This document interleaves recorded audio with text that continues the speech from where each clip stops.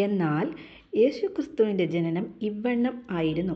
അവൻ്റെ അമ്മയായ മറിയ യോസേഫിന് വിവാഹം നിശ്ചയിക്കപ്പെട്ട ശേഷം അവർ കൂടി വരും മുമ്പേ പരിശുദ്ധാത്മാവിനാൽ ഗർഭിണിയായി എന്ന് കണ്ടു. അവളുടെ ഭർത്താവായ യോസേഫ് നീതിമാനാകൊണ്ടും അവൾക്ക് ലോകാപവാദം വരുത്തുവാൻ അവന് മനസ്സില്ലായതുകൊണ്ടും അവളെ ഗൂഢമായി ഉപേക്ഷിപ്പാൻ ഭാവിച്ചു.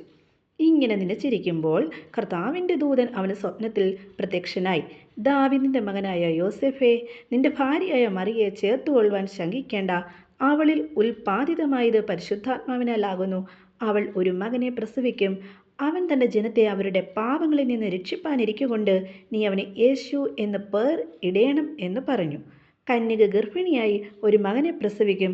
അവന് ദൈവം നമ്മോട് കൂടെ എന്നർത്ഥമുള്ള ഇമ്മാനുവേൽ എന്ന് പേർ വിളിക്കും എന്ന് കർത്താവ് പ്രവാചകൻ മുഖാന്തരം അരുളി ചെയ്തത് നിവൃത്തിയാകുവാൻ ഇതൊക്കെയും സംഭവിച്ചു.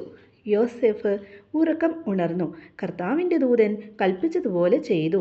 ഭാര്യയെ ചേർത്തുകൊണ്ട് മകനെ പ്രസവിക്കും വരെ അവൻ അവളെ പരിഗ്രഹിച്ചില്ല. മകന് അവൻ യേശു എന്ന് പേർ വിളിച്ചു. ആമേൻ.